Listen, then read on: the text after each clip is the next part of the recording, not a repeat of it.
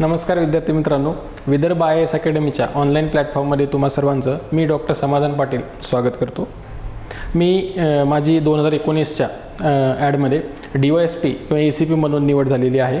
तर आपण आज या लेक्चरमध्ये अर्थशास्त्र हा जो विषय आहे, आता जी प्रिलिम्स होणार आहे आपल्या 2 जानेवारीला, तर त्या प्रिलिम्ससाठी अर्थशास्त्राचा जे पेपर ॲनालिसिस आहे, म्हणजे 2020चा जो प्रिलिम्सचा पेपर आहे त्या पेपरचा आपण डिटेल पेपर ॲनालिसिस करणार आहेत। तर ते पेपर ॲनालिसिसला जाण्याच्या अगोदर ओव्हरऑल अर्थशास्त्राचा काय ट्रेंड आहे मागच्या 4 वर्षातला, कशा पद्धतीचे प्रश्न आयोगाने विचारलेत आणि आपल्याला कोणता एरिया फोकस करणं गरजेचं आहे, तर त्याच्यावर आपण थोडंसं 1-2 मिनिटं चर्चा करू आणि मग नंतर ॲक्च्युअल पेपरकडे जाऊ।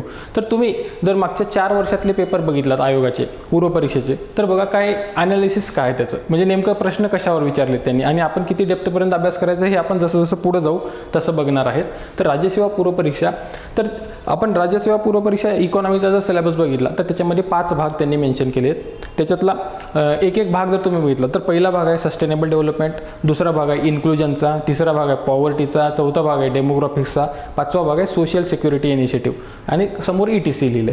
तर असे 5 भाग त्यांनी ॲक्च्युअली मेन्शन केलेत आपल्या सिलेबसमध्ये। तर ते 5 भाग आपले एकदम चांगले परफेक्टली तयार पाहिजे, लक्षात ठेवा, कारण ह्या 5 भागांवर मॅक्सिमम प्रश्न जे आहेत, एक 10-12 प्रश्न तरी ह्या फक्त 5 भागांवर येतात। तर हे 5 भाग आपले चांगले तयार असले की मग आपण एकदम चांगला स्कोअर करू शकतो। तर हातचे मार्क हे जे आहेत ह्या 5 भागावर आहेत, लक्षात ठेवा। तर ह्याच्यात काय काय वाचणं गरजेचं आहे हे सुद्धा आपण बघू आणि याचं एक ॲनालिसिस बघू की शाश्वत विकास आपल्या सिलेबसमध्ये जो मेन्शन केलेला भाग आहे सस्टेनेबल डेव्हलपमेंट, तर ते म्हणजे शाश्वत विकास त्याला मराठीमध्ये म्हणतात, हे सस्टेनेबल डेव्हलपमेंटचा भाग आहे। ह्या सस्टेनेबल डेव्हलपमेंटच्या भागावर आयोगाने काय प्रश्न विचारलेत बघा। 2017ला काही प्रश्न विचारले नाही, 2018ला 2 प्रश्न विचारलेत, 19ला 3, 20ला 1, म्हणजे ऑलमोस्ट नेहमी प्रश्न आहे सस्टेनेबल डेव्हलपमेंट। मग ह्याच्यामध्ये काय विचारलं आहे, सस्टेनेबल डेव्हलपमेंट गोल्स काय आहे, सस्टेनेबल डेव्हलपमेंट इंडेक्स काय आहे, सस्टेनेबल डेव्हलपमेंट गोलमध्ये किती आहे, त्याचे टार्गेट्स काय आहे, भारताचं काय स्थान आहे त्याच्यातलं, तर ह्याच्यावर प्रश्न विचारले गेलेत। नंतर इन्क्लुजनचा टॉपिक आहे, समावेशन, इन्क्लुजन। मग ह्याच्यामध्ये फायनान्शियल इन्क्लुजनवर जास्त भर देण्यात आलेला आहे त्यांनी। मग फायनान्शियल इन्क्लुजन, रिजनल इन्क्लुजन, तर हे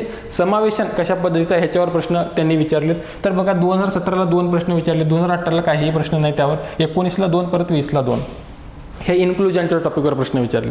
तर हे सुद्धा आपल्याला एकदम चांगल्या पद्धतीने हा टॉपिक करून घेणं गरजेचं आहे। नंतर गरिबी आणि रोजगार, गरिबी आणि रोजगार, गरिबी हे बघा 1 प्रश्न 17ला, 3 प्रश्न 18ला, 19ला 2, परत 20ला 1, असे गरिबी आणि रोजगार ह्या टॉपिकवर त्यांनी प्रश्न विचारलेत। त्याच्यानंतर लोकसंख्या आणि त्याचं धोरण, तर लोकसंख्या आणि धोरण ह्या टॉपिकवर कधी 2, 3, 1 आणि प्रश्न असे नेहमी प्रश्न त्यांनी विचारलेत।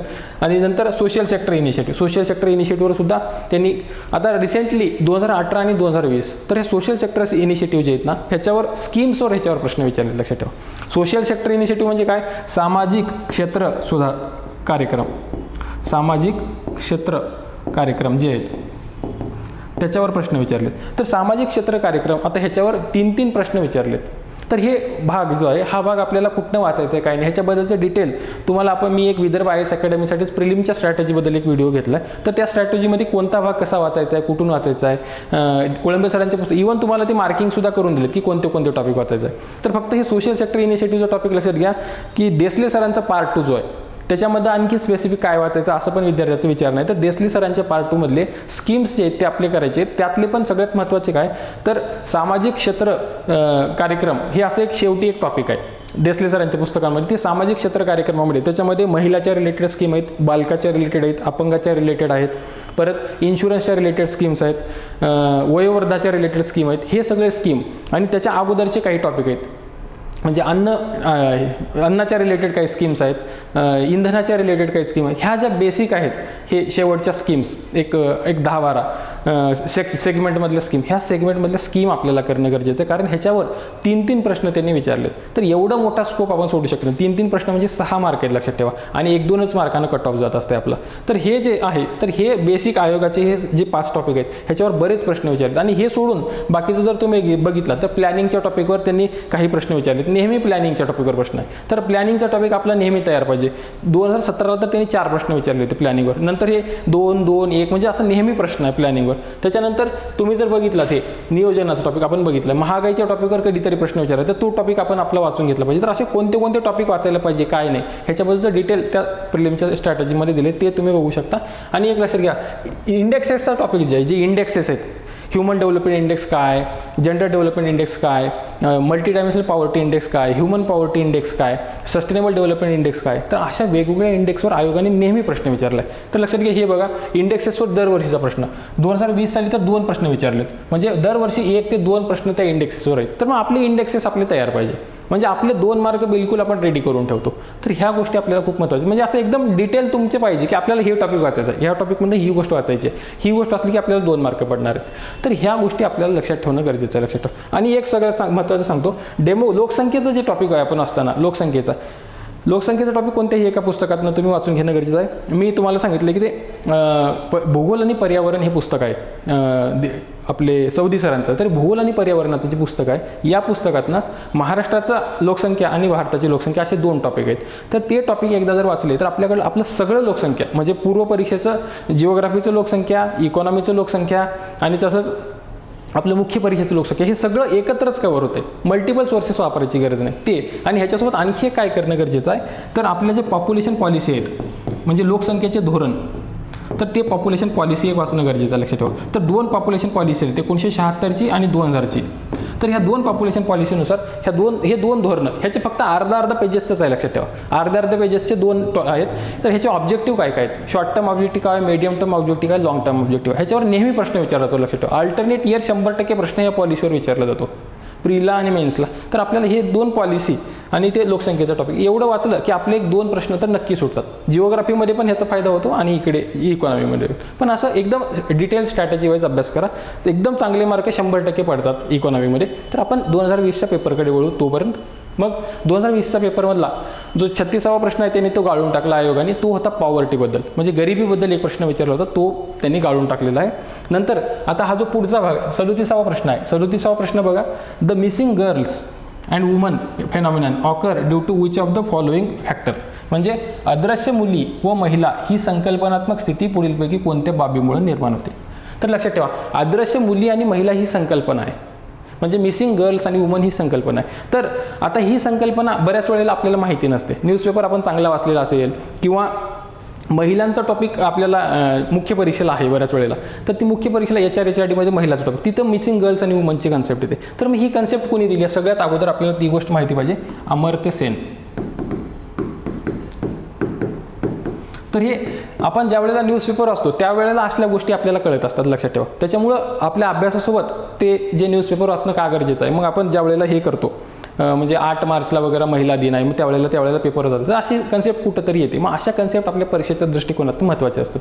तर हे कन्सेप्ट आता ते पेपरचं राहू द्या, फक्त हे आपण प्रश्न बघू तोपर्यंत की अमर्त्य सेन यांनी ही मिसिंग गर्ल्स आणि वुमन कन्सेप्ट दिली. हे कशाला दिले यांनी ती कन्सेप्ट का म्हणली, जर महिलांची जे स्त्री भ्रूण हत्या जे होते आणि सेक्स रेशोचं जो प्रमाण आहे, म्हणजे महिलांचा म्हणजे सेक्स रेशो जो आहे हा बॉय म्हणजे मुलांना प्रिफरन्स दिल्यामुळे काय सेक्स रेशोमध्ये डिस्टर्बन्सेस क्रिएट होतात. म्हणजे आपल्या देशामध्ये 1000 पुरुषांमागं काहीतरी कमी, म्हणजे 939, 942, 935, 37 असा दर राहतो मुलींचा. तर मग हे दर 1000 पुरुषांमागे मुली का कमी.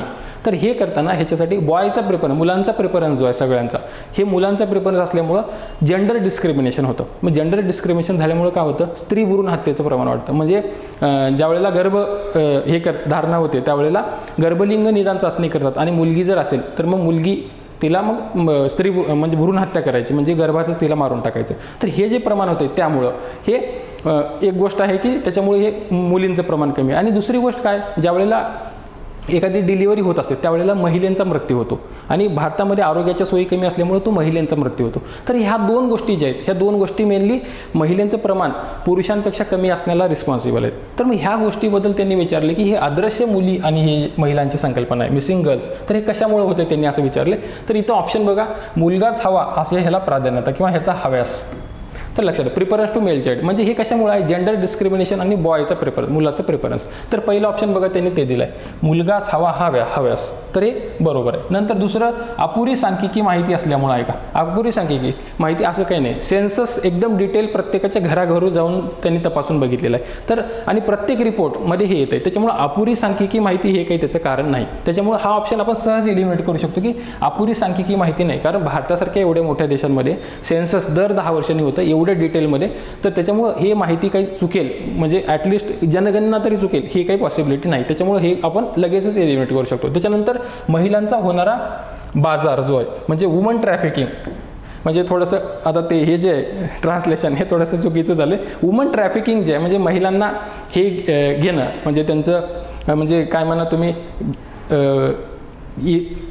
अपहरण वगैरे करणं असेल किंवा दुसऱ्या ह्याच्यामध्ये वेगवेगळ्या व्यवसायामध्ये त्यांना हे करणं वापर करणं त्यांच्यामध्ये, ते तसल्या प्रकारच्या ज्या गोष्टी आहेत त्या गोष्टी वुमन ट्रॅफिकिंगशी रिलेटेड येतात. तर मग ह्या वुमन ट्रॅफिकिंगमुळे होतं काय, तर महिलांची काही मृत्यू त्याच्यामध्ये होत नाही. लक्षात ठेवा, ती वुमन ट्रॅफिकिंगचा जो भाग आहे तर तो ह्याच्याशी रिलेटेड नाही, म्हणजे जेंडर डिस्क्रिमिनेशनशी रिलेटेड तो भाग नाही आहे, म्हणून हे सुद्धा ह्या उत्तरामध्ये येत नाही. आणि शेवटी जे आहे उच्च मृत्यूदर, माता मृत्यूदर म्हणजे मॅटर्नल मोर्टॅलिटी जास्त झाल्यामुळे काय होतं आहे, पुरुषांच्या कंपॅरिझनमध्ये महिला कमी होतात.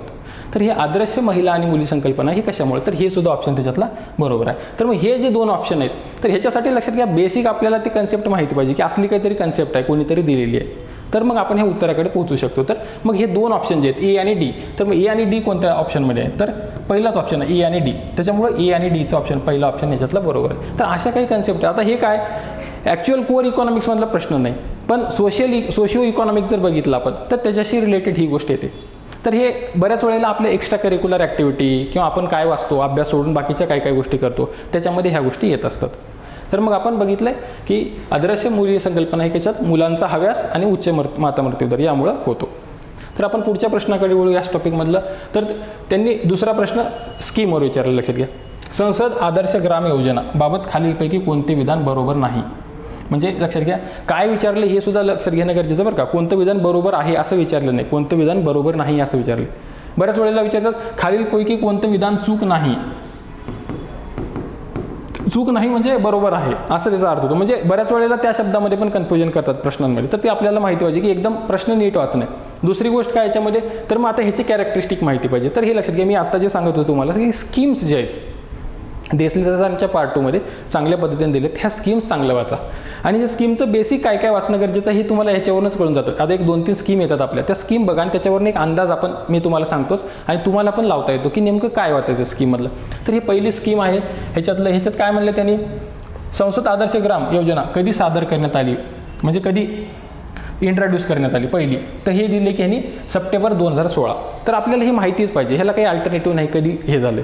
तर गव्हर्नमेंट कधी आले 2014ला, तर त्यांनी हे सप्टेंबर 2016 मध्ये सादर करण्यात आले का, तर हे बरोबर आहे का, तर हे लक्षात घ्या, हे पहिलं स्टेटमेंट चुकीचं आहे. पहिलं स्टेटमेंट चुकीचं आहे. नंतर कारण हे 2016 मध्ये आलेलं नाही, हे 2014 मध्ये आलेलं आहे.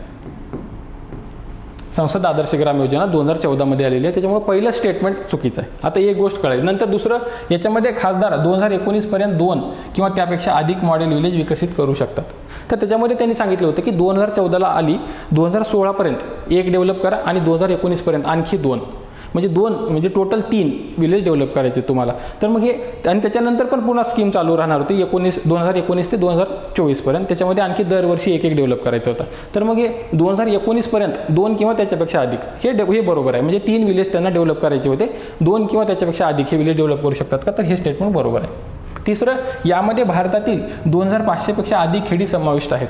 तर खासदार जर बघितलात तर एक लोकसभेचे 543, राज्यसभेचे 250 खासदार. तर हे खासदार जर बघितलात आणि ह्यांना हे 3 आणि नंतर 2019 पासून पुढं दरवर्षी 1 म्हणजे त्यावेळेला आणखी जास्त, त्याच्यामुळे हे 2500 पेक्षा अधिक खेडी समाविष्ट होणार आहेत. तर त्या स्कीममध्येच लिहिलं तर 2500 पेक्षा जास्त खेड्यांचा विकास करायचा. तर हे स्टेटमेंट सुद्धा बरोबर आहे. आणि शेवटचा ऑप्शन आहे वरीलपैकी एकही नाही, तर हा ऑप्शन तर इलिमिनेट झाला, कारण ऑलरेडी एक ऑप्शन चुकीचा आहे. तर त्याच्यामुळे ह्याचं उत्तर काय 38चं कोणतं बरोबर नाही. बरोबर कोणतं नाही, तर पहिलं स्टेटमेंट बरोबर नाही. लक्षात आहे, मग ह्याचं उत्तर काय आहे, पहिलं, हेच त्याचं उत्तर आहे. तर अशा पद्धतीने आपल्याला स्कीम्स आहे, ह्याच्यामध्ये काही आपल्याला लॉजिक लावण्यासाठी जास्त स्कोप नाही. लक्षात ठेवा, कारण प्रत्येक गोष्ट एकदम खूप ऑब्जेक्टिव्ह विचारली, तर त्याच्यामुळे ही माहितीच पाहिजे. त्याच्यामुळे स्कीम्स एकदम चांगल्या पद्धतीने करा, जेणेकरून स्कीमचे मार्क आपल्या हातून जाणार नाहीत. पुढचा प्रश्न आहे आपल्या सिलेबसमधला, आपल्या ह्या क्वेश्चन पेपरमधला, सन 2019चा भारताचा SDG निर्देशांक डॅश डॅश हे दर्शवतो. काय दर्शवतोय, सस्टेनेबल डेव्हलपमेंट गोलचा निर्देशांक आहे. आपण जे सांगत होतो इंडेक्सेसवर प्रश्न विचारतात, तर इंडेक्सेसवर हा पहिला प्रश्न आहे. लक्षात ठेवा, ह्या पेपरमधला सस्टेनेबल डेव्हलपमेंट गोलचा निर्देशांक आहे. म्हणजे ह्याला काय म्हणते इंग्रजीमध्ये सस्टेनेबल डेव्हलपमेंट गोल इंडेक्स. तर हे सस्टेनेबल डेव्हलपमेंट गोल इंडेक्स आहे ना, आता हे माहिती आहे ह्यांनी हे 3 गोष्टी विचारल्यात, तर हेच इंडेक्सवर आणखी प्रश्न विचारले जातात, लक्षात ठेवा. तर आणखी कसले प्रश्न विचारले जातात हे आपल्या डोक्यांमध्ये यायला पाहिजे, एक. आणि दुसरी गोष्ट, इंडेक्सेस, ह्या इंडेक्सवर प्रश्न विचारले तर आणखी कोणत्या कोणत्या इंडेक्सवर आयोग प्रश्न विचारू शकतो. तर ह्या 2 गोष्टी आपल्याला ह्या पेपर अनालिसिसवरून कळायला पाहिजे की हे इंडेक्स आहेत बाबा. मग ह्या इंडेक्सेसवर कसे कसे प्रश्न येतात, तर आपल्याला बघा लक्षात घ्या, सस्टेनेबल डेव्हलपमेंट गोल इंडेक्स हा दिलाय कोणी, सगळ्यात अगोदर ते माहीत पाहिजे आपल्याला, नीती आयोग यांनी दिलेला आहे. तर आपल्याला असा प्रश्न येतो, डायरेक्टच असा प्रश्न की सस्टेनेबल डेव्हलपमेंट गोल इंडेक्स खालीलपैकी कोणते ऑर्गनायझेशन देते. तर मग खाली वेगवेगळे पर्याय येतात, भारताचं वित्त मंत्रालय देतंय का, नीती आयोग देतंय का, वर्ल्ड बँक देते की कोण देतं, असं वेगवेगळ्या गोष्टी आपल्याला विचारल्या जाऊ शकतात. तर आपल्याला माहिती पाहिजे की सस्टेनेबल डेव्हलपमेंट गोल इंडेक्स कोण देतं, तर नीती आयोग देते. तर मग सस्टेनेबल डेव्हलपमेंट गोल इंडेक्स कधीपासून चालू झालं आहे, दुसरी गोष्ट लक्षात घ्या, 2018 पासून चालू झाले, हे सुद्धा माहीत पाहिजे. किंवा असा प्रश्न येतो की सस्टेनेबल डेव्हलपमेंट गोल इंडेक्सबद्दल विधाने कन्सिडर करा आणि खाली एक ऑप्शन देईल की हे 2018 पासून चालू झाले, हे असं विचारतात. कारण तुम्ही जर दुसरे इंडेक्सेस बघितलात तर प्रश्न विचारला आहे, ह्युमन पॉवर्टी इंडेक्सवर प्रश्न विचारला, हा कधीपासून चालू झाला आहे, मल्टी डायमेन्शनल पॉवर्टी इंडेक्स हा कधीपासून चालू झाला, असे प्रश्न. तर ह्या इंडेक्सेस सुद्धा कधी प्रश्न चालू झाले असे प्रश्न विचारले जाऊ शकतात. तर आपल्याला माहित पाहिजे की हा कधीपासून सुरुवात झाली. तर मग ह्याचे ऑप्शनकडे जाऊ आपण. ॲक्च्युअली भारताचा सरासरी निर्देशांक हा 57 आहे असं म्हणलं आहे सस्टेनेबल डेव्हलपमेंट गोल इंडेक्स. हे कशाबद्दल आहे माहिती आहे का, की सस्टेनेबल डेव्हलपमेंट गोल आपल्याला कधीपर्यंत अचीव करायचे आहेत, 2030 पर्यंत. हे आलेत कधी सस्टेनेबल डेव्हलपमेंट गोल, 2015ला. तर 15 वर्षामध्ये आपल्याला अचीव करायचं आहे. तर आपण कशा पद्धतीनं प्रोग्रेशन करतोय, प्रत्येक राज्याचं काय डेव्हलपमेंट आहे सस्टेनेबल डेव्हलपमेंट गोलमध्ये, तर ते आपल्याला बघायचं आहे. तर प्रत्येक राज्याचं प्रोग्रेशन मोजण्यासाठी नीती आयोगाने हा इंडेक्स आणला, सस्टेनेबल डेव्हलपमेंट गोल इंडेक्स. तर हे आपल्याला बेसिक क्लिअर पाहिजे की सस्टेनेबल डेव्हलपमेंट गोल इंडेक्स काय, कारण ह्याच्यावर सुद्धा प्रश्न येतो. तर 2030 पर्यंत जे अचीव करायचे त्याचा आपला प्रोग्रेस कसा आहे प्रत्येक राज्याचा आणि पूर्ण देशाचा, ते मोजण्यासाठी सस्टेनेबल डेव्हलपमेंट गोल इंडेक्स आहे. तर ह्याच्यामध्ये कसे क्रायटेरिया आहेत, 0 पासून 100 पर्यंत.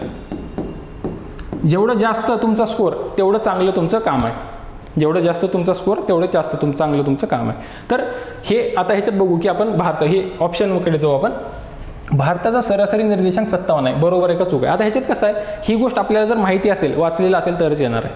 आणि हे मेनली कशामध्ये राहते, करंट अफेअर्समध्ये येते. आपल्या करंट अफेअर्सची जे मॅगझिन असतो आपण, तर त्याच्यामध्ये असतं. हे पहिलं की हे बरोबर आहे का, तर हे स्टेटमेंट बरोबर आहे. नंतर महाराष्ट्र राज्य हे आघाडीच्या गटात समाविष्ट आहे. आता इथं आपण काहीतरी थोडं लॉजिक लावू शकतो बाबा, महाराष्ट्र राज्य हा डेव्हलप्ड स्टेट आहे, मग आघाडीच्या गटात असू शकते का, तर असू शकते बाबा, कारण डेव्हलप्ड स्टेट आहे, चांगले काम करतात का, तर करू शकतात. मग हे असू शकते असा एक अंदाज आपण लावू शकतो, एक. दुसरी गोष्ट, उत्तर प्रदेश हाचा समावेश उत्तम या गटात होतो.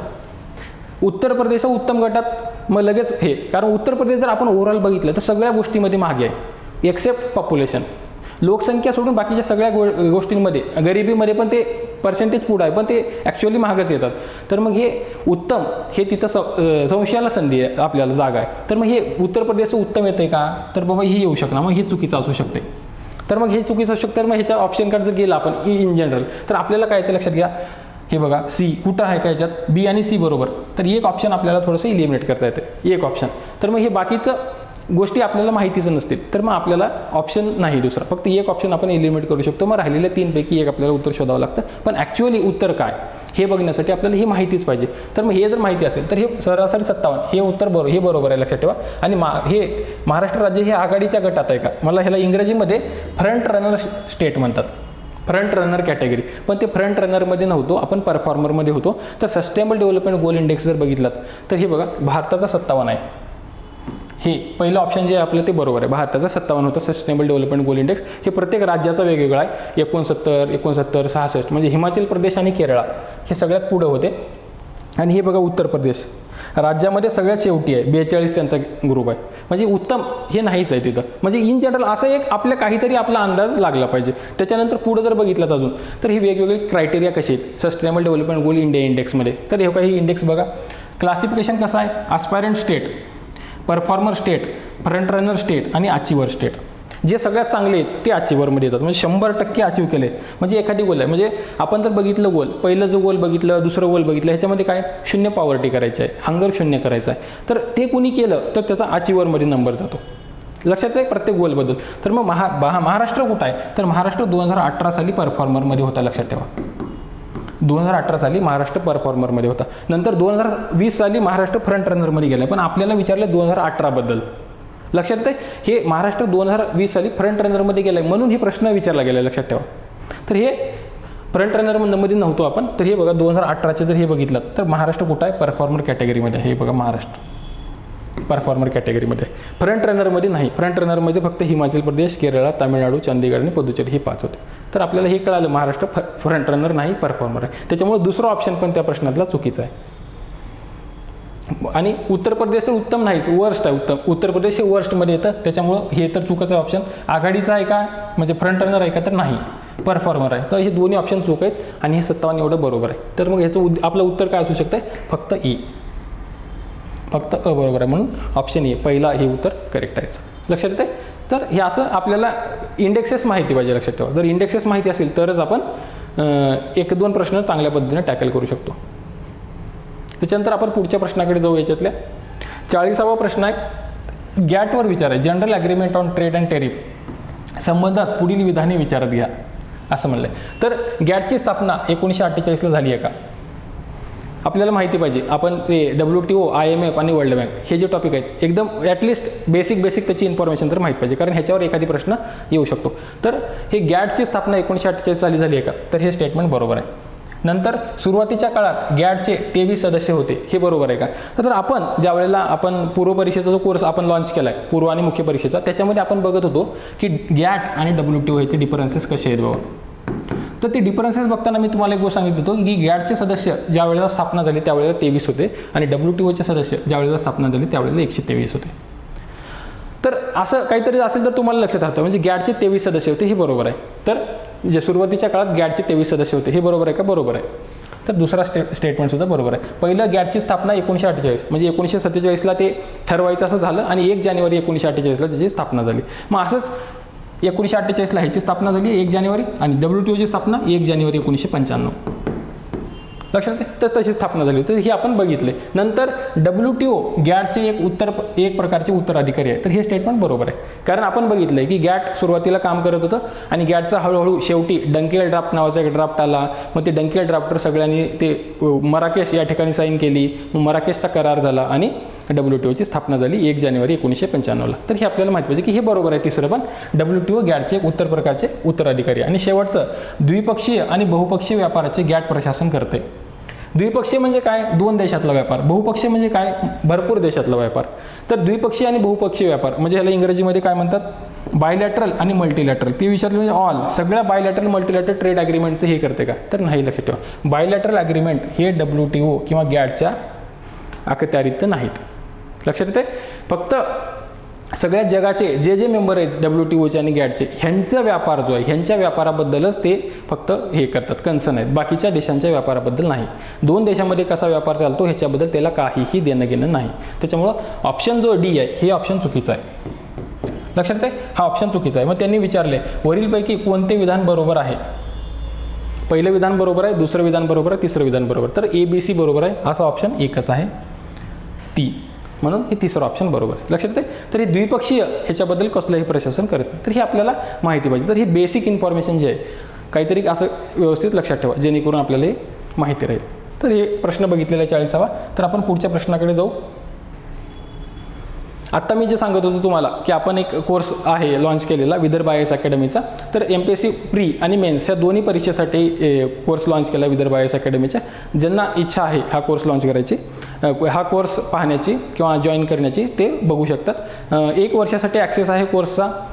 त्याच्यामध्ये पूर्ण भाग, पूर्व परीक्षेचे पूर्ण टॉपिक आणि मुख्य परीक्षेचे एकदम पॉईंट वाईज इकॉनॉमीचे, म्हणजे जी आपली 110 मार्काची तयारी पूर्णपणे या सिरीजमध्ये होणार आहे. ह्याच्यामध्ये तुम्हाला त्याच्या नोट्स मिळतील, 1 वर्ष ॲक्सेस मिळेल, जुन्या प्रश्नांचं PYQचं ॲनालिसिस चांगल्या पद्धतीनं मिळेल आणि ह्याच्या ज्या नोट्स आहेत ते एकदम कॉम्प्रिहेन्सिव्ह नोट्स बनवलेले आहेत. त्याच्यामध्ये अर्थशास्त्राचे प्रचलित जे पुस्तक आहेत, कोळंबे सरांचं असेल, देसले सरांचं असेल, दत्त सुंदरमचं पुस्तक आहे, या सगळ्या पुस्तकांचं त्याच्यात इन्क्लुजन आहे. ह्याच्यासोबतच महाराष्ट्राचा इकॉनॉमिक सर्वे, भारताचा इकॉनॉमिक सर्वे, इंडिया इयरबुक ह्या पुस्तकांचं आणि ह्याच्यासोबतच करंट जे प्रश्न आहेत, करंट लिंकेजेस आहेत, हे सुद्धा त्याच्यामध्ये इन्क्लूड केले, करंट कन्सेप्ट. तर त्याच्यामुळं हा कोर्स जर ज्यांना इच्छा आहे ते जॉईन करू शकतात. तर हा कोर्स विदर्भ IAS अकॅडमीच्या ॲपवर अवेलेबल आहे. त्याच्यासोबतच एक राज्यसेवा मुख्य परीक्षेसाठी टू द पॉईंट म्हणजे GS 1, 2, 3, 4 या 4 GSच्या पेपरसाठी एक टू द पॉईंट कोर्स, म्हणजे सिलेबसच्या प्रत्येक पॉईंट वाईज परिपूर्ण कोर्स बनवलेला आहे. ज्यांची इच्छा असेल मुख्य परीक्षेसाठी जॉईन करायची ते करू शकतात. दोन्ही कोर्सेस विदर्भ IAS अकॅडमीच्या ऑनलाईन ॲपवर अवेलेबल आहेत. तर आपण पुढच्या प्रश्नाकडे वळू. 41वा प्रश्न आहे आपल्या ह्याच्यात 42वा प्रश्न. तर 42वा प्रश्न काय सांगतोय, आर्थिक सुधारणा आणि त्याचे उद्दिष्ट, इकॉनॉमिक रिफॉर्म्स आणि ऑब्जेक्टिव्ह ह्याच्याबद्दल सांगा. तर हे लक्षात घ्या, एक एक बघू आपण. विमुद्रीकरण म्हणजे ह्याला इंग्रजीमध्ये डिमॉनिटायझेशन म्हणतात. डिमॉनिटायझेशन म्हणजे काय, तर आपण जे नोटबंदी म्हणतो मोस्ट ह्याच्यातली, तर ते डिमॉनिटायझेशनचं आहे. म्हणजे जे मोदी सरकारने 2016 साली 500 आणि 1000 ह्याच्या नोटा बंद केल्या आणि ह्या नोटा जे बंद करून जे काही हे झालं, बंद केल्यामुळे जे काही गोंधळ झाला हा सगळा आपल्याला माहिती आहे. तर हे नोटा काही असलेल्या चलनातल्या प्रचलित चलनातल्या नोटा बाद करणे त्याला डिमॉनिटायझेशन म्हणतात. आणि डिमॉनिटायझेशन हे काही पहिलंच नाही, लक्षात ठेवा. 1946 साली असे डिमॉनिटायझेशन झाले आहेत. 1978 साली मोरारजी देसाई पंतप्रधान झाल्याच्यानंतर डिमॉनिटायझेशन झाले आणि हे तिसरं डिमॉनिटायझेशन आहे नरेंद्र मोदींच्या काळात केलेलं तिसरं.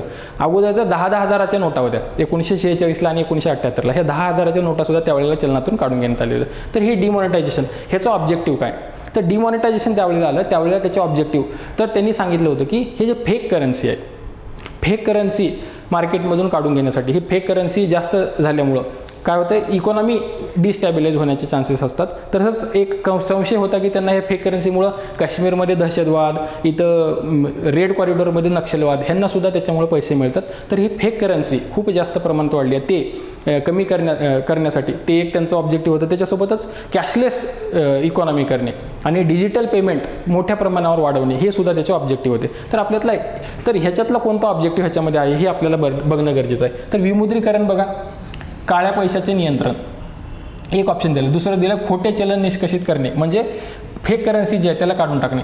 तिसरं आहे अनुदानाचे तर्कनिष्ठीकरण म्हणजे सबसिडी जे आहेत ते रॅशनलाइज करणे. आणि चौथा आहे व्यवसाय सरळतेस प्रवर्तित करणे म्हणजे ईज ऑफ डुईंग प्रमोट करणे. तर ह्याच्यातलं आपण जे बघितलं विमुद्रीकरणचं तर फेक करन्सीच्या रिलेटेड आहे. फेक करन्सी कमी करणे त्याला काढून टाकणे हे त्याचं ऑब्जेक्टिव्ह होतं. म्हणून पहिल्याचं काय दुसरं आहे.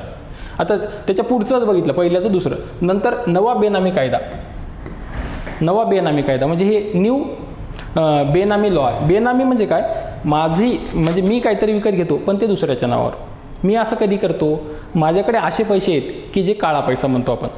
काळा पैसा माझ्याकडे असेल म्हणजे ज्या पैशावर आपण टॅक्स भरत नाही त्याला काळा पैसा म्हणतो. एकदम सोप्या भाषेत काळा पैसा म्हणजे काय, ज्याच्यावर आपण टॅक्स भरला नाही. तर मग असे पैसे आपल्याकडे जर असतील तर हे आता जे सध्या बघतोय आपण ED हे सगळे याचे इन्कम टॅक्सचे रेट वगैरे पडतात.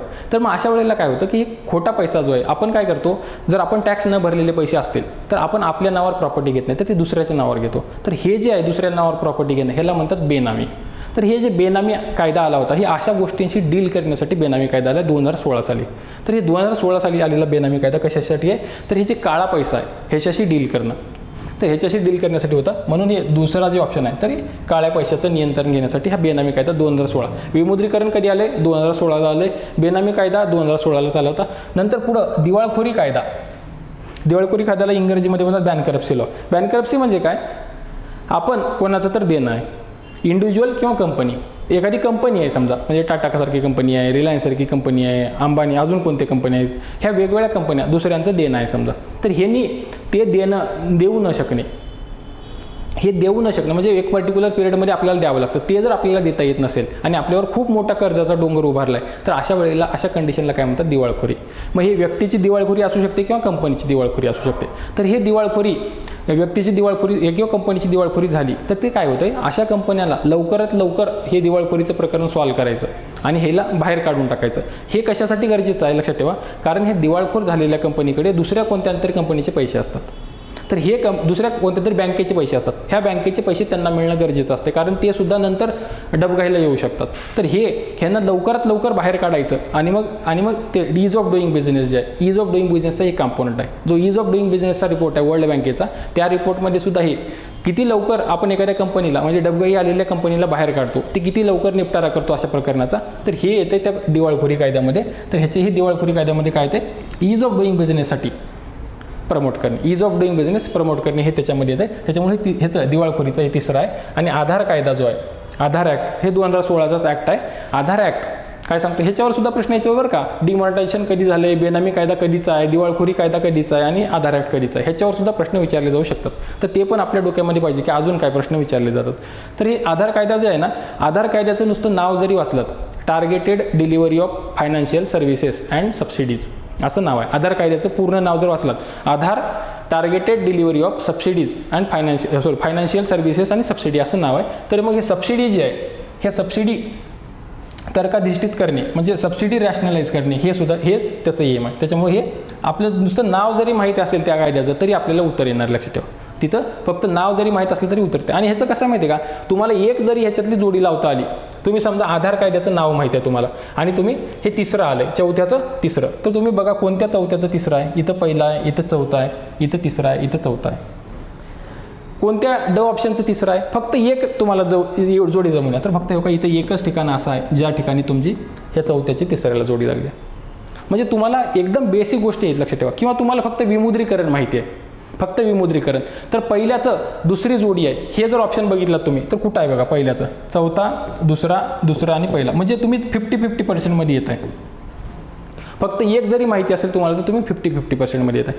तर म्हणजे आपल्याला काही ना काही गोष्टी याच्यातल्या माहीत झाल्या किंवा आपण अप्रोच आपल्या उत्तरापर्यंत पोहोचू शकतो.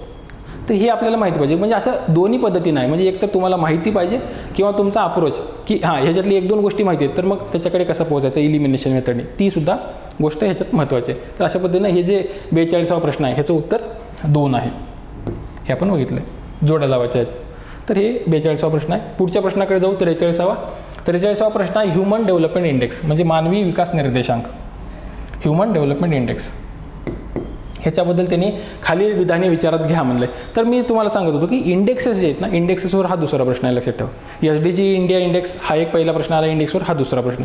तर आपल्या अभ्यासात दिलेले इंडेक्सेस जे आहेत, तुम्ही याचं बघा पुस्तक आपल्या कोळंबे सरांचं, त्याच्यामध्ये 6-7 इंडेक्स दिलेत. हे 6-7 इंडेक्स एकदम चांगले. ह्याच्यासोबत ते सस्टेनेबल डेव्हलपमेंट इंडेक्स सारखे जे सिलेबसमध्ये दिलेल्या पॉईंटच्या रिलेटेड इंडेक्स आहेत, हे आपल्याला यायला पाहिजे. तर ही इंडेक्स एकदम चांगल्या पद्धतीने माहीत झाली की त्याच्यावरचे 2-4 मार्क आपले फिक्स. तर ती गोष्ट चांगल्या अभ्यासून घ्या. ह्युमन डेव्हलपमेंट इंडेक्समध्ये आरोग्य, शिक्षण आणि राहणीमान यांचा संयुक्त, ह्युमन डेव्हलपमेंट इंडेक्स ह्या 3चा संयुक्त निर्देशांक आहे, बरोबर आहे का. तर आपल्याला माहिती आहे, आपण आपल्या अभ्यासामध्ये वाचलं आहे ह्युमन डेव्हलपमेंट इंडेक्स, त्याच्यामध्ये काय काय असतं. एक हेल्थ रिलेटेड कॉम्पोनंट आहे, त्याला काय म्हणतात, दीर्घ आणि आयुष्यमान, म्हणजे दीर्घ आरोग्य म्हणल्यासारखं, लॉंग आणि healthy life, long and healthy life, हे आहे हेल्थ रिलेटेड. दुसरं आहे एज्युकेशन रिलेटेड, त्याला त्यांनी नॉलेज म्हणलं आहे, म्हणजे मराठीमध्ये ह्याला ज्ञान म्हणलं आहे. नंतर तिसरा आहे ह्युमन डेव्हलपमेंट इंडेक्समधलं काय कॉम्पोनंट आहे तिसरा, quality of life, standard of living.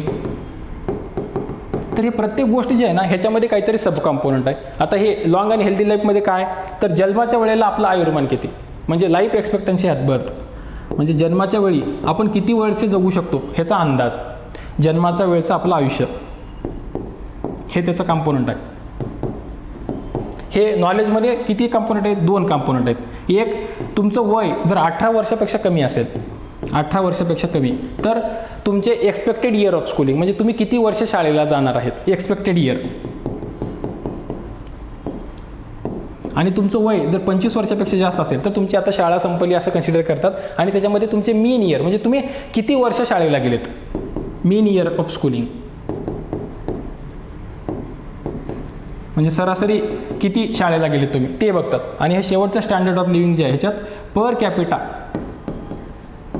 Gross national income काय असते, per capita gross national income, म्हणजे स्थूल राष्ट्रीय उत्पन्न, स्थूल राष्ट्रीय उत्पन्न, हे 3 गोष्टी आहेत. आता हे माहिती आपल्याला की HDIचं कॉम्पाऊंड, एवढ्या गोष्टी माहीत झाल्या की ह्याच्यावरनं आपल्याला उत्तर यायलाच पाहिजे, लक्षात ठेवा.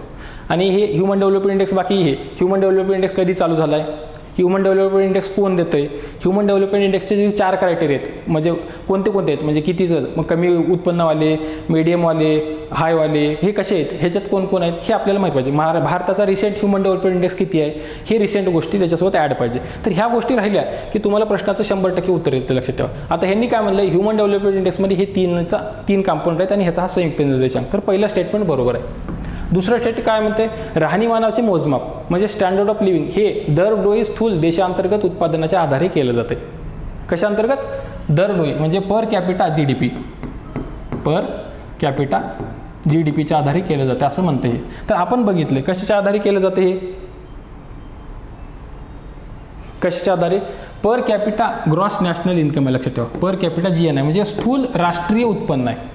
तिथं काय म्हणते, स्थूल देशांतर्गत उत्पन्न म्हणते. त्याच्यामुळे काय, तर हे स्थूल देशांतर्गत उत्पादन नाही आहे लक्षात ठेवा. हे पर कॅपिटा GNI आहे.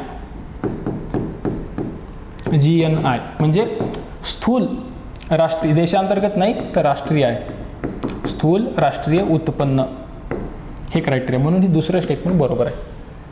तर बेसिक क्रायटेरिया फक्त काहीच नाही, तुम्हाला ह्युमन डेव्हलपमेंट इंडेक्सचे क्रायटेरिया एकदम चांगल्या ऑब्जेक्टिव्हनी माहिती पाहिजे, एवढंच एक्सपेक्टेड आहे तुमच्याकडनं. तर पहिलं ऑप्शन बरोबर आहे, दुसरं ऑप्शन चूक आहे. हे विचारलेत काय पर्याय उत्तर बघा, फक्त A बरोबर, फक्त B बरोबर, दोन्ही बरोबर, A B दोन्ही चूक. तर काय A बरोबर आहे आणि B चूक आहे, म्हणजे फक्त A बरोबर. कळतंय. तर आपल्याला हे बेसिक माहिती पाहिजे लक्षात ठेवा. आता ह्यांनी असा प्रश्न विचारला की ह्याच्यामध्ये काय, तर मग आता असा आणखी काय काय प्रश्न विचारले जातात. मग एज्युकेशनमध्ये कोणत्या कोणत्या दोन गोष्टी आहेत ह्याच्यावर प्रश्न विचारला जाऊ शकतो. हेल्दी लाईफस्टाईलमध्ये काय ह्याच्यावर प्रश्न विचारला जाऊ शकतो. ह्याचं वेटेज कसं आहे, 1/3 1/3 1/3 आहे. मग असं विचारलं जाऊ शकतं की ह्याला किती वेटेज आहे, ह्याला किती वेटेज आहे, असे प्रश्न विचारले जाऊ शकतात. भारताचा रँक किती आहे ह्याचा प्रश्न विचारला जाऊ शकतो. तर आपल्याला माहिती पाहिजे की हे कॉमन प्रश्न आहेत लक्षात ठेवा. तुम्ही जर 5 वर्षाचे पेपर बघितलात तर 4-5 वर्षातले, तर ह्युमन डेव्हलपमेंट इंडेक्समध्ये 3 वेळा प्रश्न विचारला गेला मागच्या 5 वर्षात. तर एवढी प्रॉबॅबिलिटी आहे, तर ह्या गोष्टी ना आपल्या चुकायलाच नाही पाहिजे. तरी लक्षात घ्या, एकदम मायक्रो लेवलला जाऊन तुम्हाला ह्या छोट्या छोट्या गोष्टी, GDP आहे का, GNI आहे का, काय ह्या गोष्टी माहिती पाहिजे. तर मग ह्याच्या पुढच्या प्रश्नाकडे जाऊ आपण. प्रधानमंत्री जनधन योजना कशासाठी सुरू करण्यात आलेली आहे, डॅश डॅश यासाठी. प्रधानमंत्री जनधन योजना म्हणजे हे जे आहे ना आपल्या सिलेबसमधला इन्क्लुजनचा टॉपिक आहे, त्याच्याशी रिलेटेड आहे. इन्क्लुजन म्हणजे समावेशन, ह्याला मराठीमध्ये म्हणतात, समावेशनच्या रिलेटेड आहे. तर हे प्रधानमंत्री जनधन योजना कशासाठी सुरू केली, हे म्हणतं की एक वित्तीय समावेशनासाठी चालू केली आहे. एक दुसरा ऑप्शन आहे वित्तीय साक्षरता, तिसरा ऑप्शन आहे विम्याचं कवच आणि चौथा ऑप्शन आहे पीक विमा. जनधन योजना लक्षात ठेवा. जनधन योजना ह्याच्यात काय माहिती आहे आपल्याला, एवढी एक बेसिक माहिती आहे की जनधन योजना सगळ्यांना माहिती आहे की आपण बँकेमध्ये जाऊन अकाउंट काढत होतो जनधन योजनेमध्ये. तर हे माहिती आहे बँकेमध्ये जाऊन ज्या वेळेला अकाउंट काढतो हे कशासाठी आहे, तर आपल्याला बँकेच्या सर्व्हिसेस जे आहेत, कर्ज देतं बँक, इन्शुरन्स देते, आपलं डिपॉझिट ठेवायला येते, आपल्या सेविंग वाचवता येतात, तर ह्याच्यासाठी बँक आहे. मग हे सगळं जे आहे, हे कर्ज, सेविंग, आपल्याला पैसे पाठवता येणं, इन्शुरन्स मिळणं, ह्या ज्या गोष्टी आहेत ह्या बेसिक, ह्या गोष्टी वित्तीय समावेशनाचा भाग आहेत लक्षात ठेवा. ह्या गोष्टी वित्तीय समावेशनाचं. फायनान्शियल इन्क्लुजन, फायनान्शियल इन्क्लुजन म्हणजे काय, आपल्याला बँकेचा ॲक्सेस मिळणं आणि बँकेच्या सर्व्हिसेसचा ॲक्सेस मिळणं, ह्याला फायनान्शियल इन्क्लुजन म्हणतात. आणि जनधन योजनेमध्ये आपण बँकेत जात होतो, बँकेमध्ये अकाउंट काढायचं, त्याच्यामुळे पहिलं स्टेटमेंट बरोबर आहे. दुसरं वित्तीय साक्षरता. तर ह्याचं दुसरं ऑब्जेक्टिव्ह काय होतं, लोकांना फायनान्शियल म्हणजे वित्तीय ज्या गोष्टी आहेत त्याच्याबद्दल हे येणं, म्हणजे माहिती मिळणं, त्याच्याबद्दल त्यांची साक्षरता, लिटरसी त्याच्यामध्ये वाढावी. म्हणजे अकाउंट कसं काढतात, पैसे कसं पाठवतात, काय नाही, ह्या गोष्टीबद्दलची साक्षरता प्रोव्हाइड करणे, हे सुद्धा ह्या जनधन योजनेचं एक कॉम्पोनंट होता. नंतर तिसरं विम्याचे कवच. ह्या जनधन योजनेच्या अंतर्गत एक कार्ड द्यायचे लक्षात ठेवा, रुपे नावाचं कार्ड द्यायचे. आणि जे लोक हे जनधन योजनेच्या अंतर्गत रुपेचं कार्ड देतात त्याला 1 लाखाचं विम्याचं कवर होतं. 1 लाख विम्याचं कवर हे अवेलेबल होतं. मग हे सुद्धा कॉम्पोनंट मग ह्याचा बरोबर आहे. आणि चौथं पीक विमा आहे. तर ही जनधन योजना पीक विम्यासाठी होती का, तर नाही. ह्याच्यासाठी कोणती योजना होती आपल्याला माहिती पाहिजे, प्रधानमंत्री फसल बीमा योजना. प्रधानमंत्री फसल बीमा योजना पीक विम्यासाठी होती. इन जनरल जर तुम्ही विचार केलात, तुम्ही काय एक्सक्लूड करू शकता, तर पीक विमा एक्सक्लूड करू शकता. कसं, आपल्याला माहिती आहे की प्रधानमंत्री फसल विमा योजना ह्याच्यासाठी आहे, कारण नावातच आहे फसल. फसल ही हिंदी शब्द पिकासाठी आहे, तर हे पिकाचं जे उत्पादन आहे त्याच्यासाठी. मग प्रधानमंत्री फसल विमा योजना हे ह्याच्यासाठी नाही. तर मग राहिलेले 3 जे आहेत हे आपल्याला जर एक्झॅक्ट माहिती असेल तर मग तर येणारच आहे. मग नाहीत नसेल तर आपण फक्त डी एक्सक्लूड करू शकतो. मग डी एक्सक्लूड केलं तर काय जातं याच्यातलं, तर एक ऑप्शन कट होतो. मग राहिलेल्या 3 मधनं आपल्याला रिस्क घ्यावी लागते. त्यासाठी आपल्याला जर हे वाचलेलं असेल प्रधानमंत्री जनधन, तर हे आपल्याला लगेचच उत्तर येतं की A, B, C हे 3 उत्तरं बरोबर आहेत. तर ऑप्शन तिसरा जो आहे हे त्याचं उत्तर आहे. लक्षात आहे. तर आपल्याला लक्षात घ्या, ही इन्क्लुजनचा जो टॉपिक आहे ना, देसले सरांचं पुस्तक आहे, देसले सरांच्या पुस्तकात इन्क्लुजनचं एक टॉपिक आहे. ते इन्क्लुजनचं टॉपिक चांगल्या पद्धतीने वाचून घ्यायचं. देसले सरांचं पार्ट 2 लक्षात ठेवा, पार्ट 1 नाही, इकॉनॉमिक्सचं पार्ट 1 नाही, पार्ट 2. मी तुम्हाला पार्ट 2ची गोष्ट करतोय. त्याच्यामध्ये हे इन्क्लुजनचं टॉपिक आहे, याच्यामध्ये वेगवेगळ्या स्कीम्स कव्हर केलेले आहेत, त्याच्यामध्ये हे सगळं दिलेलं आहे, पार्ट 2. नंतर हे पुढचं बघा, हे नीती आयोगाबद्दलचा प्रश्न आहे. नीती आयोग, तर बघा भारतीय नियोजन आयोगाची जागा नीती आयोगाने जानेवारी 2015 पासून घेतली. आयोगाचे जेवढे पेपर आहेत ना, कोणत्या बी परीक्षेचा पेपर बघा, सगळ्या पेपरमध्ये प्रश्न विचारला नीती आयोग. नीती आयोग एक कधी चालू झाला आहे, तो कसा आहे, कशी बॉडी आहे, स्टॅट्युटरी बॉडी आहे का, कॉन्स्टिट्युशनल बॉडी आहे का, एक्झिक्युटिव्ह रेझोल्युशनने आली आहे, तो कधी झाला आहे, त्यांनी कशाला रिप्लेस केलं आहे, ह्या सगळ्यावर प्रश्न विचारले. तर मग ह्या बेसिक गोष्टी आपल्याला माहीत पाहिजे आणि ते कधी आले. नंतर दुसरी गोष्ट त्यांनी विचारली आहे की प्रमाणक स्थापक, नॉर्मेटिव्ह प्लॅनिंग, नियोजन म्हणजे नॉर्मेटिव्ह नियोजन हे नीती आयोगाचं मार्गदर्शक तत्व आहे. नॉर्मेटिव्ह नियोजन म्हणजे काय, नियोजन तर नीती आयोग काय करते, खेड्याच्या लेवलला प्लॅन बनवायला लावते. खेड्याच्या लेवलला प्लॅन बनवले, मग सगळ्या खेड्यांनी प्लॅन बनवलं, ह्याचं एकत्रीकरण करायचं, हे जिल्ह्याला द्यायचं.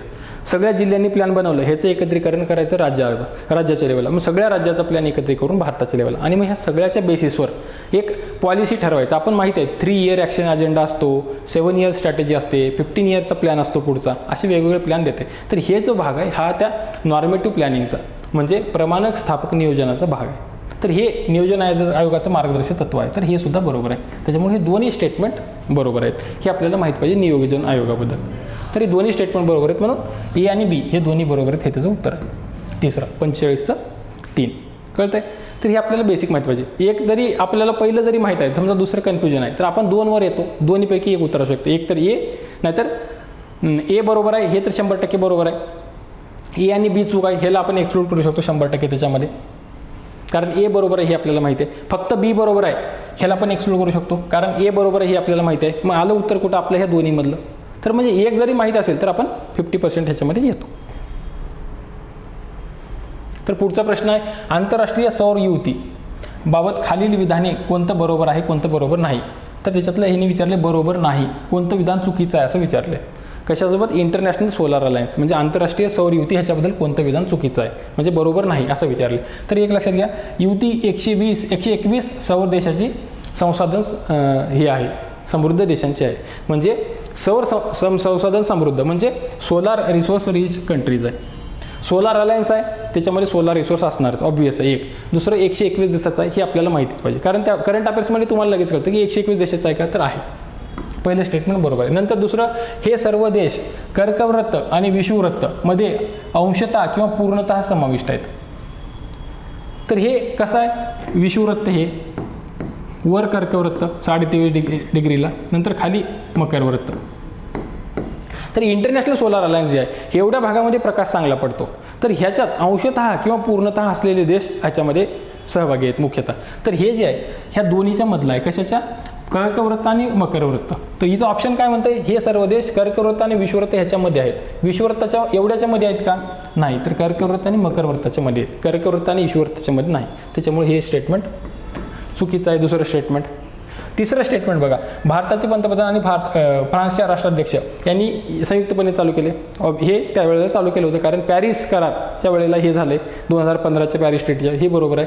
आणि हे युती 2015 साली पॅरिस इथे सुरू झाली आहे. तर हे बरोबर आहे, हे स्टेटमेंटसुद्धा. तर आपल्याला चुकीचे विचारले कोणतं बरोबर नाही, दुसरं स्टेटमेंट बरोबर आहे. आपलं खाली नाही वाचलं तरी चालतंय आपण, कारण कर्कवृत्त आणि विषुववृत्ताच्या मधले नाही, कर्कवृत्त आणि मकरवृत्ताच्या मधले देश आहेत. तर हे आपल्याला जर कळालं की लगेच आपलं उत्तर येते. दुसरं ह्याचं उत्तर आहे, कळालं. अशा पद्धतीनं काही करंट अफेअर्स लिंक प्रश्न पण त्याच्यामध्ये विचारलेत. आता हे प्रश्न आहे बघा, पुढचं स्कीम आली लगेच, म्हणजे आपण जे बनत होतो सोशल सेक्टर इनिशिएटिव्ह जे आहेत ना, social security scheme, social sector initiative हा टॉपिक आहे आपल्यात. तर हे त्याच्यातलंच आहे परत, सामाजिक सुरक्षा. राष्ट्रीय अन्न सुरक्षा अभियान कधी चालू झालं आहे, 2007-08 बरोबर आहे का. तर राष्ट्रीय अन्न सुरक्षा अभियान हे बरोबर आहे, 2007ला 11वं 5 इयर प्लॅन त्याच्यामध्ये झालं. बऱ्याच वेळेला असे प्रश्न विचारले जातात की राष्ट्रीय अन्न सुरक्षा अभियान 11व्या 5 इयर प्लॅनमध्ये झाले, बरोबर आहे का. तर हे सुद्धा माहीत पाहिजे, म्हणजे 2007-08ला चालू झालं, हे सुद्धा 11व्या 5 इयर प्लॅनमध्ये झाले, ही सुद्धा. मग 11व्या 5 इयर प्लॅनचं पिरियड काय, 2007 ते 2012, हे आपल्याला माहीत पाहिजे. नंतर राष्ट्रीय अन्न सुरक्षा अभियानामध्ये आणखी काय, तर तांदूळ, गहू, डाळ यांचं उत्पादन वाढवणे हे त्याचे हेतू आहे. उत्पादन वाढवायचं आहे. अन्न सुरक्षा आणि उत्पादन वाढवणं हे बरोबर आहे का. तर लॉजिक जर लावलं तुम्ही, हां बाबा की अन्न सुरक्षा, हे जर उत्पादन वाढलं तर सगळ्याला खायला मिळणार आहे आणि त्याच्यातून अन्न सुरक्षा लाभणार आहे. पण म्हणजे लॉजिकली हे उत्तर येणार आहे. जर नुसतं लॉजिकली जरी माहिती असेल, मग आता तुम्हाला फक्त हे ऑब्जेक्टिव्ह लक्षात ठेवायचं की हे आहे का, 2007 ते 2008 मध्ये झालं का. तर ते माहिती असेल तर लगेच उत्तर येतं, कळतंय. तर मग ह्याच्यामध्ये 2 फेजेस आहेत. नंतर पुढच्या वेळेला 12व्या 5 इयर प्लॅनमध्ये पण हे राष्ट्रीय अन्न सुरक्षा अभियान लॉन्च केलं आहे त्यांनी. मग त्याच्यामध्ये हे गहू, तांदूळ, डाळ आणि ह्याच्यासोबत भरड धान्य हे सुद्धा त्याच्यामध्ये ॲड केलं आहे. तर हे सगळं आपल्याला पुढचं आहे याच्यात, हे आणखी ह्याच्यावर सुद्धा प्रश्न विचारले जाऊ शकतात. तर मग आपल्याला असलेले जे आहे राष्ट्रीय अन्न सुरक्षा अभियान हे आणखी डिटेलमध्ये माहीत पाहिजे. हेच प्रश्न लक्षात ठेवा, राष्ट्रीय अन्न सुरक्षा अभियान ह्याच्यावरच प्रश्न कंबाईनच्या प्रिलिम्सला एक ऑप्शन दिला आहे, कंबाईनच्या प्रिलिम्सला. तर हे आपल्याला असं माहिती पाहिजे की त्याच्यावरच कॉमन प्रश्न विचारले चालेल. लक्षात ठेवा, आजूबाजूच्या दुसऱ्या परीक्षेचे पण पेपर बघत चला की इकॉनॉमिक्सवर तिथं काय विचारले आणि त्याच्यातनंच तुम्हाला 1-2 प्रश्नाचं लिंक सापडून जातात. तर हे माहिती पाहिजे, हे दोन्ही स्टेटमेंट बरोबर आहेत. त्याच्यामुळं खाली पर्याय उत्तर काय, ए आणि बी दोन्ही उत्तरं बरोबर आहेत. तर 47 प्रश्नाचं तिसरं उत्तर येते. पुढचा प्रश्न बघा, प्रधानमंत्री उज्ज्वला योजना हिची उद्दिष्ट काय. प्रधानमंत्री उज्ज्वला योजना आपल्याला माहीत पाहिजे की प्रधानमंत्री उज्ज्वला योजना कशासाठी आहे. प्रधानमंत्री उज्ज्वला योजना कशासाठी आहे हे बेसिक माहीत पाहिजे की प्रधानमंत्री उज्ज्वला योजना कुठल्याही पेट्रोल पंपावर जा तुम्ही लगेचच दिसून येते प्रधानमंत्री उज्ज्वला योजना. लगेच आपल्याला माहीत पाहिजे की हे पेट्रोल पंपावर सगळीकडे ॲडव्हर्टाईज केली जायचे. ते जरी बघितलं आपण कॉमन तरी त्या गोष्टी बेसिक गोष्टी आपल्याला कळतात की बाबा हे गॅस सिलेंडर द्यायची काहीतरी योजना आहे, प्रधानमंत्री उज्ज्वला योजना. मग ह्या गॅस सिलेंडर द्यायची योजना आहे तर ह्याच्याने काय होणार आहे, तर घरी वापरणारं जे हे आहे लाकडं वापरणं, गवऱ्या वापरणं, शेणातल्यापासून बनवलेले पदार्थ वापरणं ह्याचा वापर कमी होणार आहे. मग हे शेणापासून बनवलेले किंवा लाकडांच्या वापरामुळे काय होतं, धूर निर्माण होतो. मग हे धूर निर्माण झाल्यामुळे त्रास कोणाला होतं आहे, घरातल्या लहान लेकरांना आणि स्वयंपाक बनवणाऱ्या बाईला. तर हे बायकांना आणि मुलांना त्रास होतो. तर हे बायकांना आणि मुलांना त्रास कमी होऊ म्हणून हे त्याचं एक ऑब्जेक्टिव्ह आहे प्रधानमंत्री उज्ज्वला योजनेचं. तर हे आपल्याला माहिती पाहिजे बेसिक. तर ही माहिती असेल तरी ह्याच्यात आपल्याला लगेच उत्तर सुटतं. आणि आणखी एक गोष्ट ह्याच्यात काय आजूबाजूचं प्रधानमंत्री उज्ज्वला योजना बघितलं तर मिनिस्ट्री ऑफ पेट्रोलियम म्हणजे पेट्रोलियम आणि नॅचरल गॅसचं जे मंत्रालय आहे, पेट्रोलियम आणि नॅचरल गॅस ह्यांची ही एकच स्कीम आहे. लक्षात ठेवा, ह्या मंत्रालयाची फक्त एक स्कीमच आहे आणि ती स्कीम म्हणजे ही उज्ज्वला स्कीम आहे. तर ह्याच्यावर प्रश्न विचारला जातो. आता ह्यांनी जसं म्हणलं की नाही प्रधानमंत्री उज्ज्वला योजनेचे उद्दिष्ट, तर असा प्रश्न पण येतो प्रधानमंत्री उज्ज्वला योजनेबद्दल खालील विधाने कन्सिडर करा. ही पेट्रोलियम आणि नॅचरल गॅस मंत्रालयाची एकमेव स्कीम आहे असं ऑप्शन येऊ शकते. तर ते बरोबर काय, ही असल्या गोष्टीसुद्धा आपल्याला माहीत पाहिजे सोबत. तर हे जनरल अवेअरनेसच्या रिलेटेड आहे बघा. लक्षात ठेवा, आपण पेट्रोल पंपावर जातो किंवा कशानं पण चाललो तर आजूबाजूला आपल्याला लगेच दिसतंय प्रधानमंत्री उज्ज्वला योजना, उज्ज्वला योजना.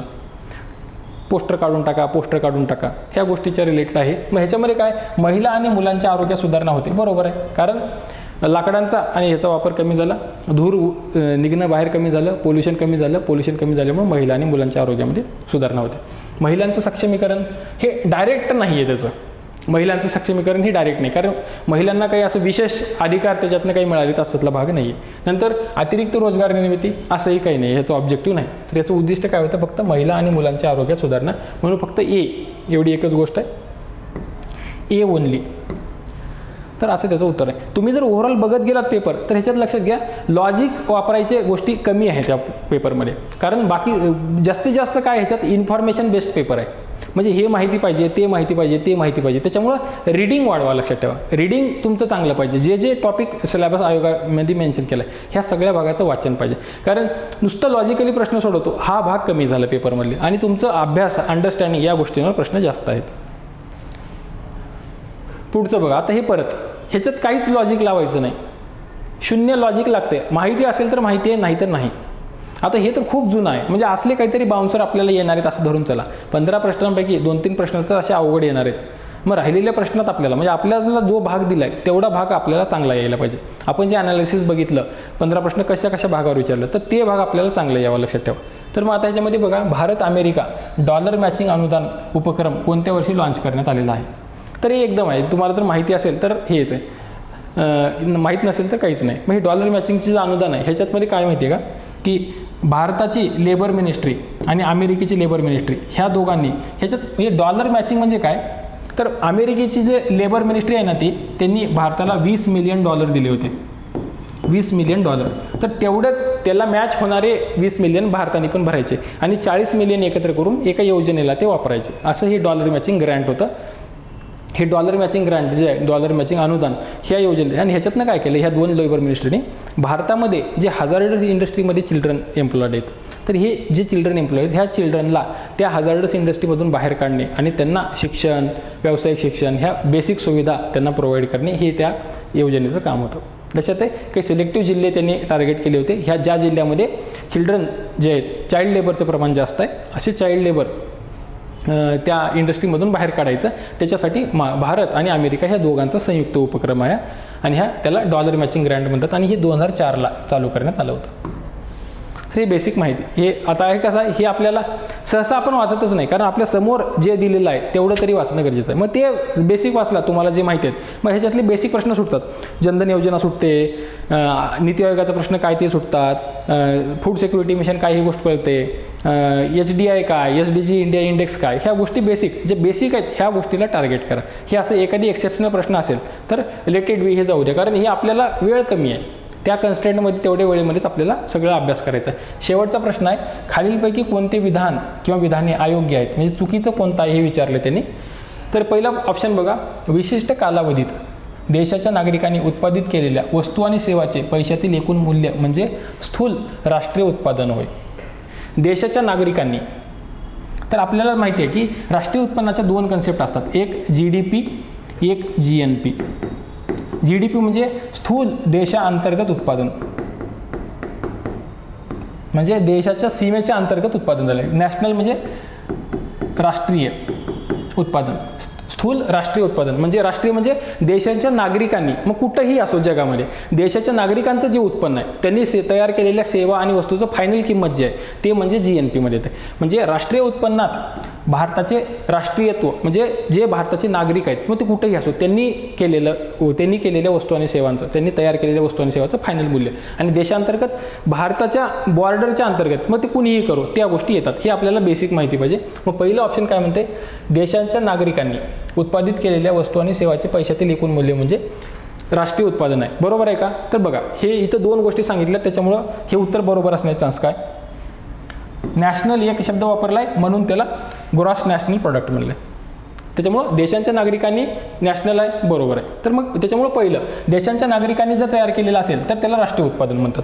पण डोमेस्टिक जर असेल तर देशांच्या नागरिकांनी नाही, भारताच्या सीमेच्या अंतर्गत कुणीही करू मग ते GDP मध्ये येते. तर GNP साठी हे कन्सेप्ट बरोबर आहे का? तर हे बरोबर आहे पहिलं. दुसरं, उत्पन्नाचा असा भाग जो देशात उत्पादित होतो परंतु परदेशी नागरिकांना प्राप्त होतो याचा समावेश स्थूल राष्ट्रीय उत्पन्नात करतात. म्हणजे GNP मध्ये परदेशी नागरिकांना जे प्राप्त होते ते इन्क्लूड करतात का, असं ते म्हणलंय.